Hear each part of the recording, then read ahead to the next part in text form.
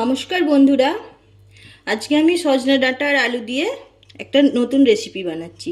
সজনে ডাঁটা আলু কেটে নিয়েছি, এবার একটা কড়াই বসিয়ে গ্যাস অন করে দিলাম। প্রথমে আমি আলুগুলো ভেজে নিচ্ছি।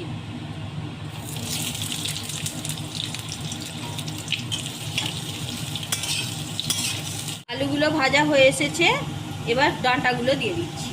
ডাঁটাগুলো খুব বেশি ভাজবো না, একটু হালকা করে ভেজে তুলে নেব। আমি কিভাবে রান্নাটা করছি পুরোটা দেখতে থাকুন, চ্যানেলটা সাবস্ক্রাইব করে পাশে থাকুন। আলু ডাঁটা ভাজা হয়ে গেছে, আমি নামিয়ে নিচ্ছি। একটু তেল দিয়ে দিচ্ছি, জিরা, টমেটো,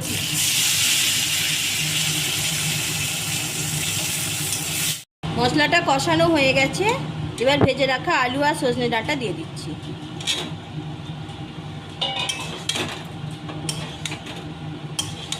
ভালোভাবে কষিয়ে নেব।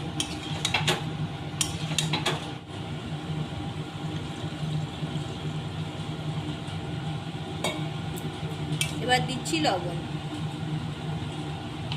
লবণটা পরিমাণ মতো দিতে হবে, আমার সর্ষে বাটার সাথে লবণ দেওয়া ছিল। অল্প একটু চিনি দিয়ে দিচ্ছি। ভালোভাবে নাড়াচাড়া করে ঢাকনা দিয়ে সিদ্ধ হতে দেবো।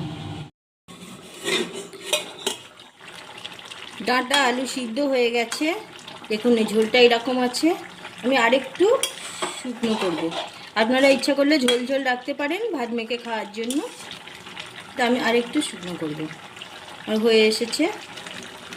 একটা কাঁচা লঙ্কা দিয়ে দিচ্ছি। এবার দিয়ে দিচ্ছি একটু কাঁচা সর্ষের তেল, অল্প করে দিলাম। আর সজনে ডাঁটা সর্ষে পোস্ত দিয়ে তরকারি কেমন লাগলো কমেন্ট করে জানাবেন, লাইক দিতে ভুলবেন না। গরম ভাতের সাথে এই রেসিপিটা অসাধারণ খেতে লাগে। এইভাবে বাড়িতে বানাবেন।